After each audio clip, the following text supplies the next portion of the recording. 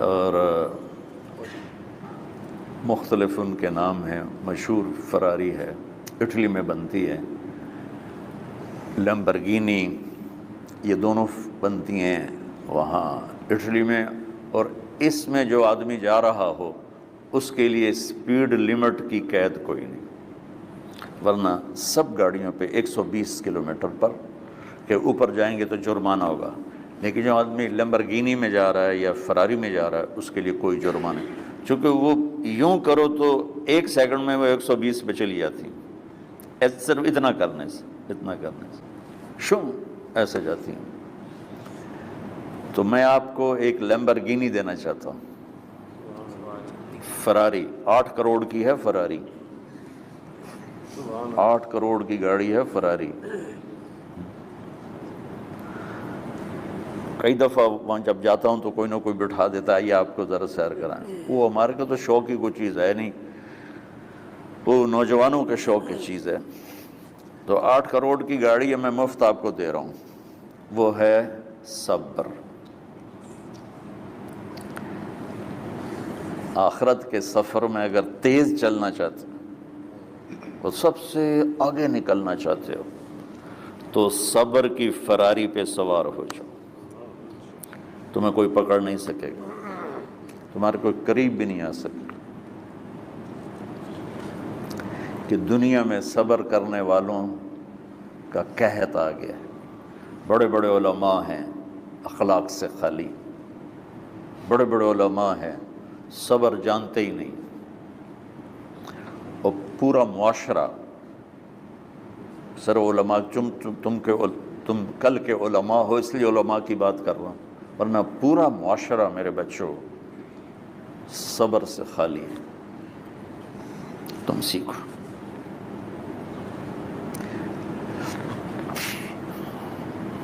دیکھو میری ایک بات سنو، علم کی کمی ہو تو اچھے اخلاق اس کو چھپا دیتے ہیں. اخلاق کی کمی ہو تو بڑے سے بڑا علم بھی اسے چھپا نہیں سکتے. سارے عیب ہوں اور اخلاق اچھے ہوں تو اخلاق وہ چادر ہے جس میں سارے عیب چھپ جائیں گے. بس ساری صفتیں ہوں اور بد اخلاق ہو تو ہر صفت کو بد اخلاقی چھپا دے گی.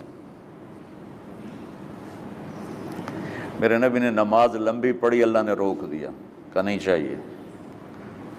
ما انزلنا علیک القرآن لتشقی، مختصر نماز پڑھیں، درمیانی نماز پڑھیں. پیسہ سارا خرچ کر دے، اللہ نے روک دیا. ولا تبسطها کل البسط، میرے نبی سارا خرچ نہ کرو، کچھ بچا کے بھی رکھو. تبلیغ میں اپنی جان کھپائی، اللہ نے اس سے بھی روک دیا. فلا تذهب نفسك علیہم حسرات، تبلیغ کرو خود نہ مر جاؤ. تبلیغ کتنا بڑا عمل ہے، اللہ نے کہا اعتدال. نماز کتنا بڑا عمل ہے، اللہ نے کہا درمیانہ ہاتھ رکھو. مال خرچ کرنا کتنا بڑا عمل ہے، اللہ نے کہا درمیانہ ہاتھ رکھو. جب میرے نے میں نے اخلاق میں بلند پرواز دکھائی تو اللہ نے کہا شاباش انک لعلی خلق عظیم. میرا نبی میں آپ کو شاباش دیتا ہوں، آپ کے اخلاق بڑے عالی شان ہیں. یہ نہیں کہا کہ اتنے بھی ذرا تھوڑا اکھ بھی کھائی کر، کوئی کوڑا ہویا کر. تو تم مولوی بڑے غسیلے ہوتے ہو. تو تم میرے بچے بیٹھو نا، اس لیے بات کر رہا ہوں. صبر نام کی شے ہی نہیں ہوتی. فقہ پڑھنا تو ہماری مت ماری جاتی. قرآن کو بھی فقہ کے انداز میں پڑھتے ہیں، حدیث کو بھی فقہ کے انداز میں پڑھتے ہیں. بخاری سے زیادہ امام بخاری پڑھاتے ہیں. ترجمۃ الباب پہ اتنا وقت لگا دیتے ہیں کہ حدیث جو اصل چیز ہے اس کی طرف توجہ نہیں جاتی. امام بخاری کی کتاب کا مقدمہ کوئی نہیں، تو اس پر جب بخاری شروع ہوتی ہے تو ہفتہ اس پہ سبق چلتا ہے کہ امام بخاری نے مقدمہ کیوں نہیں لکھا. جی میں سارے مل کے آئے امام صاحب نے تو گلاں کیتی جاندی، میں اس کا اتنا آسان 1 منٹ میں اس سارے سبق کو ختم کر دیتا ہوں بخاری شریف کے، کہ دیکھو بھائی امام صاحب کا دل نہیں کیا مقدمہ لکھنے کو، اس لیے انہوں نے نہیں لکھا، گل مک۔ ایک حدیث کے عنوان اور حدیث میں جوڑ نہیں تھا، تو شیخ رمزی بہت بڑے فاضل آدمی ہمارے فیصل آباد، میں نے کہا شیخ یہ جوڑ کوئی نہیں، کہا شیخ ھذا من اصعب ابواب البخاری، یہ بخاری شریف کے مشکل ترین ابواب میں سے ہے۔ میں نے کہا تو بڑا آسان کام ہے، امام بخاری بھول گئے، ترجمہ کوئی اور تھا، حدیث کوئی اور لکھ دی، بھول گئے، بشری تو ہیں، کیوں بچوں نے مصیبت پان دیا۔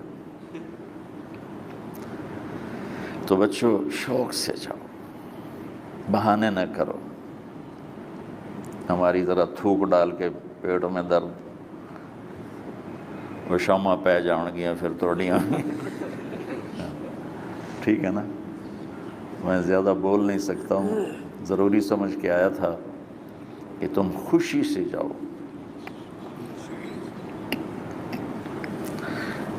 پھر اس میں جو ناگواری آئے گی اسے برداشت کرو گے تو پھر آپ کا صبر بڑھے گا۔ تمہیں صرف میری شہرت نظر آتی ہے، اس میں جتنا مجھے صبر کرنا پڑا ہے وہ تمہارے سامنے نہیں ہے،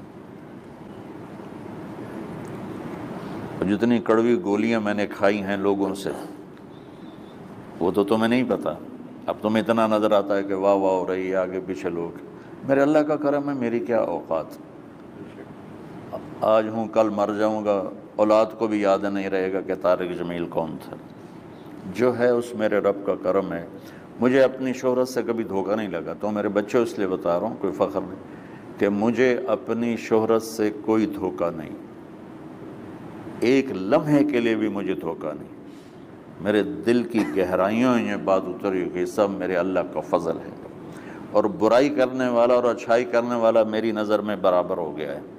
برابر ہونے کا مطلب پہلے سمجھو، تم مجھے گالی دو گے مجھے تکلیف ہوگی، تو میری تعریف کرو گے مجھے خوشی ہوگی، اس کو برابری نہیں کہتے، وہ تو ایک طبعی چیز ہے، یہ میں نے ہاتھ پہ اپنا ہی ہاتھ مارا تو اس کو درد ہو رہا،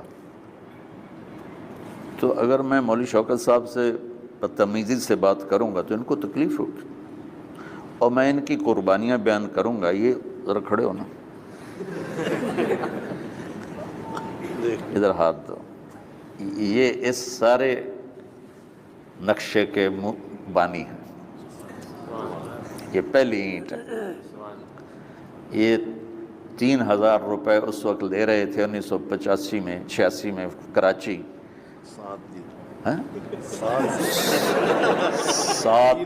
7,000 ان کی تنخواہ تھی، اور میں نے ان کو تلمبے میں بلایا 900 روپے مہینے پر، کتنا فرق ہے 7,000 اور 900 کا۔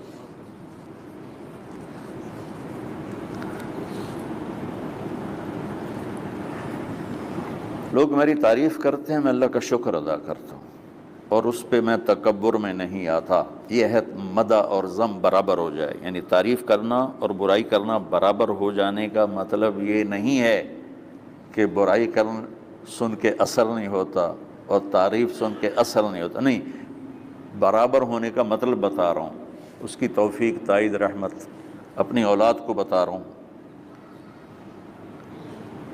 کوئی میری تعریف کرتا ہے میں اللہ کا شکر ادا کرتا ہوں اور اپنے آپ کو بھولتا نہیں ہوں، کوئی میری برائی کرتا ہے تو میرے دل میں اس کے لیے کوئی منفی جذبہ نہیں پیدا ہوتا، یہ ہے اچھائی برائی کو برابر کر دینا، کہ میرے اوپر مختلف الزام لگتے ہیں تو میں ان کو پی جاتا ہوں، اور اس طرح کا معاملہ کرنے والوں سے اپنے دل کو بالکل صاف رکھتا ہوں، بالکل صاف، اور میرا ان سے معاملہ اسی طرح ہوتا ہے جیسے پھر آؤ جی، اپنی وجہ سے کبھی کسی سے قطع تعلق نہیں کرتا۔ تو بچوں، صبر بہت بڑی دولت، یہ تمہاری تبلیغی زندگی میں بھی کام آئے گی، علمی زندگی میں بھی کام آئے گا، جب تم گھر والے بنو گے، شادیاں ہوں گی، اس وقت یہ کام آئے گا۔ ٹھیک ہے؟